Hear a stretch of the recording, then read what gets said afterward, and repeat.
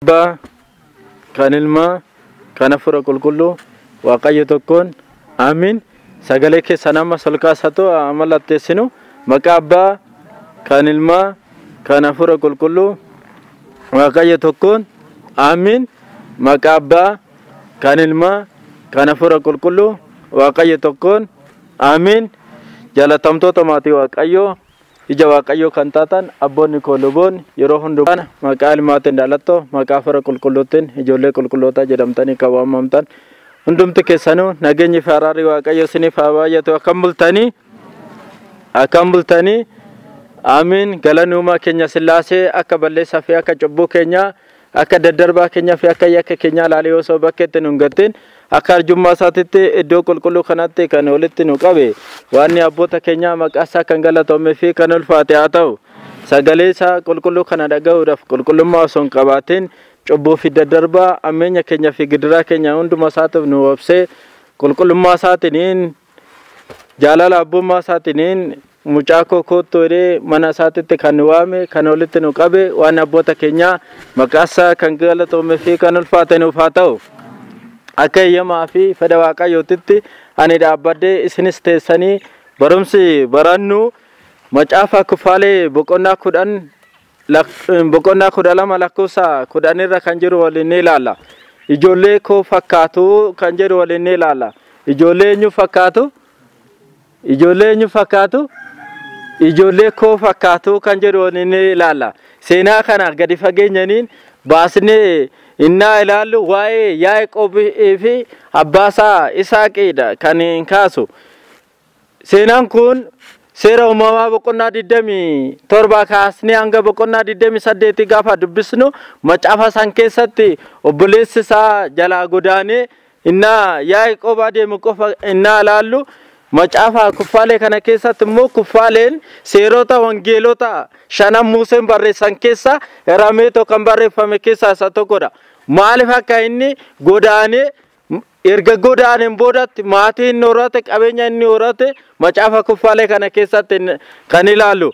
Egaa macaafa kana keessatti kan ilaallu Yaaqoob erga obboleessi isaa wajjin ollolanii obboleessa isaatiif wanta hunduma isaatu dhiisetti kan adeemedha. Akka yeroo ammaa kana mormiidhaaniin obboleessa isaati irratti wal mormanii mana murtii wal dhaabanii iddoo adda addaa wal dhaaban jibba keessa hin galle. Yaaqoob obboleessa isaa jala ni godaaneedha. Isaa dukkana bahee akka obboleessi isaa nagarre akka obboleessi isaa itti muufanne obboleessa isaatiif wanta hunduma isaatu dhiisetu ni godaaneedha. Bakka godaane sanaatti waaqayyo isa durseetu argamee jedha. Galanni waaqayyoof haa ta'u. Bakka inni adeemu sana daandii inni godaane sana hunduma isaatu waaqayyo ni eebbisee fedha.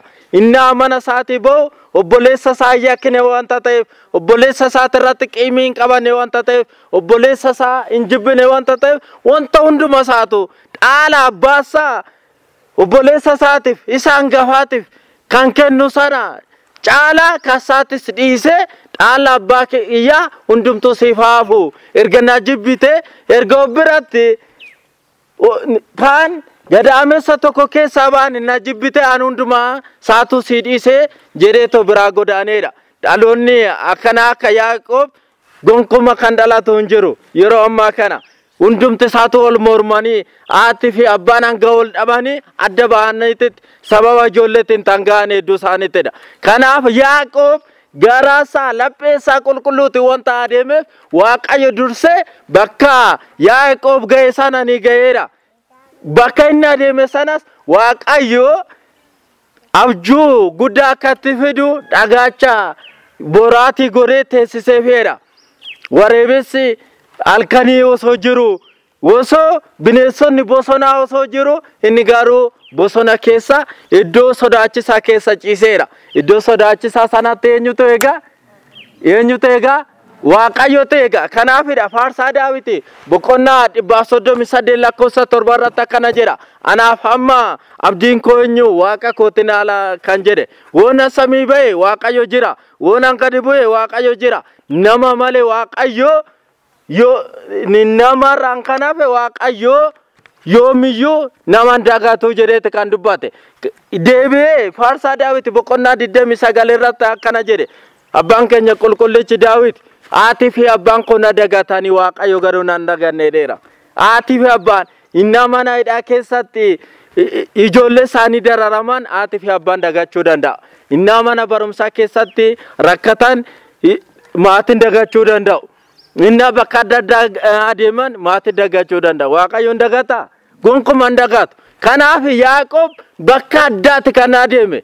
Inni kana Isaaqee abbaa isaa jaarsa wanta ta'eef abbaa isaa hin argu wanta ta'eef bakkuma ciisutti taa'ee bo'uu fi eegaleedha. Ilma isaa jaalatamaa kan haadhaa fi abbaa isaatiif ajajamu kan ollaan sirriitti jaalatu kan ajajamuuf Yaaqoob maatii isaa gadi lakkisee ollaa isaa gadi lakkisee warreen jaalatu hunduma isaatu gadi lakkisee sababa obboleessa isaati godaane wanta ta'eef kanaaf boodatti bakka jiru sanatti Waaqayyo Yaaqoob eebbiseedha. Waaqayyo warreen maatii isaatiif ajajamu ollaa isaaniitiif ajajamu akka eebbisu eeyyama isaaniif haa ta'u.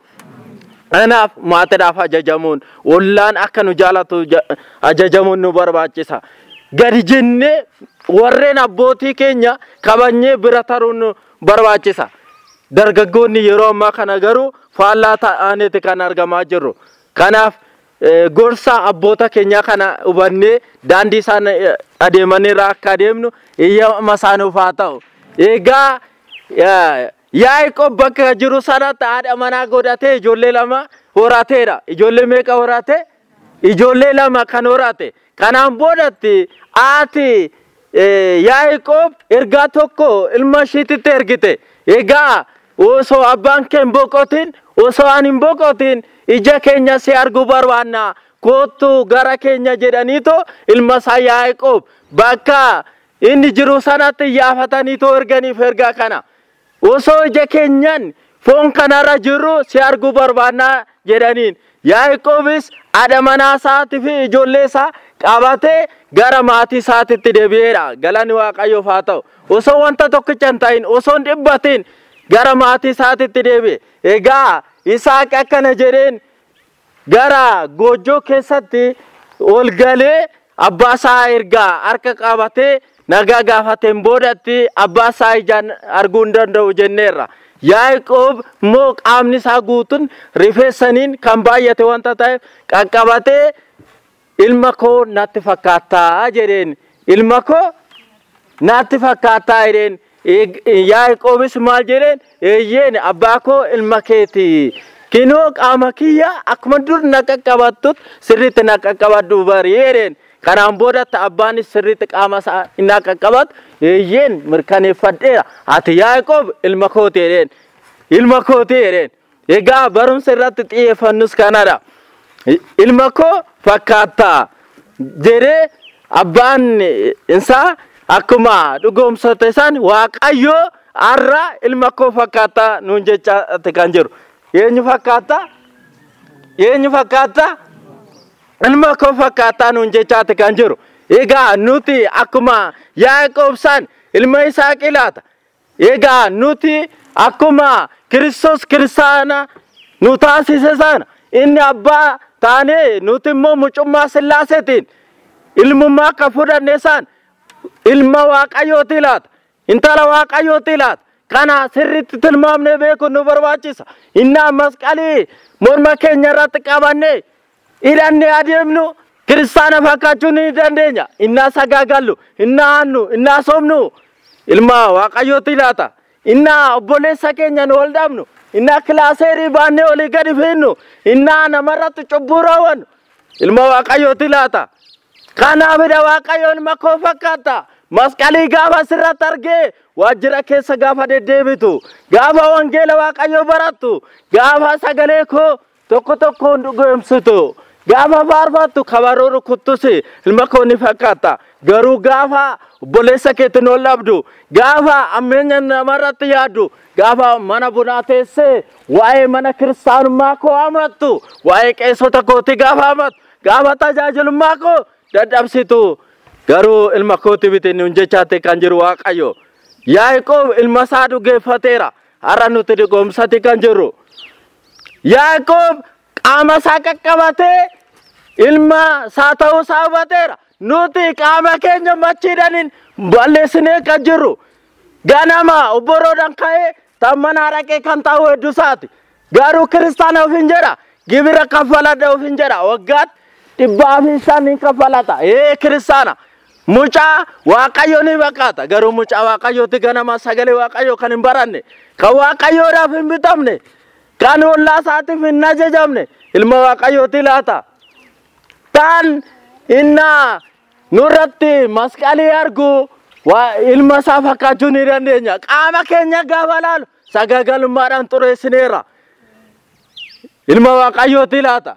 Qaama keenya nu miidheesse ilkaan keenya gaafa laalu ilma Waaqayyooti. Garuu caatiidhaan balleessinee jira. Sigaaraadhaan balleessinee jira. Qaama keenya gaafa qaqqabatu Waaqayyo kunoo ilma kiyyaa miti natti fakkaateera jedheetoo akka mootummaa Waaqayyo keessaan hin balleessine Waaqayyo tokkoon akka nu eegu eeyyama isaanuuf haa ta'u. Namoonni baay'een keenya fakkaannee banneera. Naxalaa uffannaa hin deddeebina sagalee Waaqayyo garuu duwwaa taanee jira. Madaalamnee duwwaa taaneeti kan jiru. Hojii Daani'eel raajicha isaatirratti boqonnaa 6 gaafa dubbisnu ergama Waaqayyo gara mootii tokko dhufee jira. Gara eenyu dhufee? Gara mootii tokko dhufe. Mootichi kun mana qulqullummaa Waaqayyo keessatti maggaarrajaa ni fida. Wantoota meeshaa aarsaa ta'u hundumaa isaatu ni fida. Guyyaa tokko Waaqayyo eeyyama isaa ta'e luboonni mana amantaa keessaa walii galtee wanta dhabameef akkana jedheen. Egaa mana qulqullummaa koo attoonni akka galaannaan taasisaa jedheen. Eenyu akka galaannaan taasisa? Attoonni akka galaannaan taasisa. Kanaan boodatti ilmi mootii sanaa mana qulqullummaa keessaa maggaarrajaa fudhatee mana isaatiitti godhate. Har'a maggaarrajaa fudhatanii mana amantaatti ta'an mana isaanii miidhagfatan hedduu isaaniiti. Hoolaa mana amantaatiif galee seeraan ala kan fudhatan hedduu isaaniitidha. Maallaqa mana amantaatiif tan galee seeraan ala kan fudhatan hedduu isaaniitidha. Akkuma mooticha kanaa jechaadha. Ala salaalan kiristaana. Keessi isaa maalidha? Duwwaadha. Waaqayyo gaafa nu qaqqabate akka duwwaan taane yaa saba Waaqayyo. Mooticha kanatti ergamaan deebi'ee mana isaa dhaqee akkuma dhaqeen keenya manaatti irratti quba mirgaatiin ni barreessa. Jechoota 12 ni barreesse. Madaalamtee zeeroo taatetta kan jedhu girgiddaa isaatirratti arge. Maal isaatirratti arga? Maal isaatirratti arga? Girgiddaa isaatirratti. Ati gaafa naxalaa uffattee bataskaana deddeebitu kiristaana. Gaafa masqalii morma keetirratti argamu kiristaana. Garuu hojiin kee addadha. Kanaaf bara dhumaa sana akka zeeroo ta'anii akka hin argamne Waaqayyo hunduma keenya nu haa teessu. Egaa deddeebi'uu qofaa miti. Tasgabboomnee jiraachuu nu barbaachisa. Nuti kiristaana jechuu qofaa miti afaanidhaan haasa'uun wanta tokko bu'aan qabu. Yaaqoob boqonnaa 2 lakkoofsa 14 irratti akkana jedha. Amantaan hojii malee duwwaadha. Egaa amantaan an qaba hoo jedhe sagalee Waaqayyo dhufee haa baratu. Oo baay'ate waggaa 70 waggaa 80 kan jiran dachee kanarratti. Egaa Waaqayyo rabbitamuun nu barbaachisu. Abboota keenya hin caalu akka Abrahaam akka Maatusaalaa hin caalu isaan Waaqayyoon galateeffataniiru. Akka Yaared hin caalu akka Hiraaqos hin caalu qulqulloota akka Eliyaasii fi namoota hedduu qulqulloota dachee kanaan caalu. Egaa nuti isaan irraa adda taaneeti. Waaqayyo kan uume maaliif hin galateeffanne yaa saba Waaqayyo? Humna qabna mana Waaqayyo ni ijaaru, dallaa Waaqayyo ni ijaaru, rakkoo mana amantaa keessaa furru kanan taasifne ta'e taanaan maalidha? Ilmummaan keenya duriinaa abboonni keenya jiran abbaa baluu, koroneel abaluu, Dajamaa Shabaluu na jiranitti manni Waaqayyo ijaaramee jira. Amma ijoollee isaanii taane bataskaana keessatti qiddaaseen dhabameeti kan jiru. Egaa nuti dhugumatti ijoollee isaaniiti. Dhugumatti ijoollee isaaniiti. Innaa sana manni qulqullummaa kan dhagaachaan ijaarame har'a dhagaanu iddoo san keessatti dhabameeti kan jiru. Atame badee namoota ni fudhatame. Mukaan irree deebisuu dadhabne jechaadha. Egaa nuti ijoollee isaaniiti. Isaaq ilma isaa taane dhugoonfate qaama isaatiin hojii isaatiin mirkaneeffatee jira. Waaqayyo bara dhumaa keessatti sinu mirkaneeffata. Kanaafidha lammaffaa Phexros irraa takkana jedhe wanta kiristaanaa fakkaatanii deddeebi'aa jirtu garuu duwwaa taataniittu wanta dhaabbata fakkaattu akkan kubne of eeggadhaa jedha. Yaa kiristaanota wanta fakkaanne dhaabbanne kiristaana fakkaannetti kan deddeebi'aa jiru. Meeqa keenyadha haadha manaa keenya qabannee tootan bataskaana dhufaa jirru. Meeqa keenyadha abbaa manaa keenya qabannee kan dhufaa jirru. Kana hunduma isaatu adda baasnee beekuu qabna. Meeqa keenyadha ijoollee keenya akka seeraan guddatan gara bataskaanaatti kan ergaa jirru. Ijoolleen xinneenyumatti maallaqa ataniitoo suuqitti fiiguu eegalanii jiru. Nuti barsiifne ka abbaan keenya Gurguriyos Phaaphaasiin Shawaa akkana jedhan yaa ijoollee koo wanta tokko isinitti hima ijoolleen keessan akka seera isinii qabatan bataskaana keessatti guddisaadha.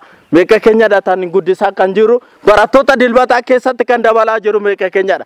Daballees barattoonni dilbataa ta'an dhumneetoo abboommi waaqayyoo meeqa keenyadha. Gaafa as dhumne yeeyeen naxalaafannee deemne gaafa gadi baane immoo maali raawwannaa laata? Gaafa as dhumne ilma waaqayyooti gaafa gadi baane ilma eenyuuti laata? Dachee kanarratti yeroo ammaa kana uummanni nuti jirru kun kallattii lama fakkaanna. Kallattii meeqa fakkaanna?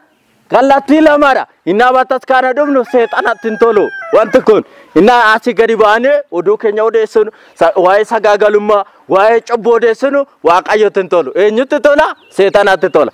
Garee lamaanuu keessa hin jirra. Garee lamaanuu keessa. Maatiyos boqonnaa 6:24 irratti mootii lamaan qabamteetoo irrarrayineedha. Irrarrayin tokko qabaddu tokko dhiisi. Tokko qabannee tokko dhiisu nu barbaachisa. Ooka waaqayyoo qabanne ta'e cimneetoo dhaabbachuu nu barbaachisa. Itti tokko taane Yaaqoob taanee eebbifame sababni isaa seera uumamaa boqonnaa 28 lakkoofsa 17 innaa laallu iddoo irriba bosona keessatti rafesan waaqayyo wajjin wallaasoo ol qabate miila waaqayyootti rarree gonkumaa gadi sin lakkisuu dheen atoo uumaa koot atoo abbaa koot hanga na eebbistuutti gadi sin lakkisuu dheera meeqa keenyadha hanga na eebbistuutti gadi sin lakkisuu kan jennuun gariin keenya dhukkubsannee yeroo muraasaaf iddoo tsabalaa torbee lama ciisuu dandeenya. Oo achinuu ta'uu baate bakka naaf hin taane jedhanii kan adaraasha keessatti fiigan hedduu isaaniiti. Amantaa kan jijjiirratan hedduu isaaniiti. Na hanga na eebbistuutti gadi sin lakkisu. Hanga dachee kanarraa adeemee mootummaa kee galuutti mana qulqullummaa kee jalaan bahu kan jedhu eenyu keenyadha. Yaaqoob hanga mootummaa isaa dhaaluutti hanga mucummaa isaa argatuutti Yaaqoob dhumanni isaa waaqayyoon kan miidhage maqaa isaa jijjiiruudhaan maqaa eenyu jijjiiruudhaan maqaa Yaaqoob kan jijjiire waaqayyoodha. Yaaqoob hin jedhamtu kanarraan boodat sabni hundumtuu maqaa keetiin kan waamamu Israa'el jedhamtaa jedhaniin waaqayyo kan moggaasedha. Seera uumamaa boqonnaa 36 lakkoofsa 5 irratti. Kanaaf Israa'el kan jedhamtu har'a biyyi daangaa mataashii qabdu.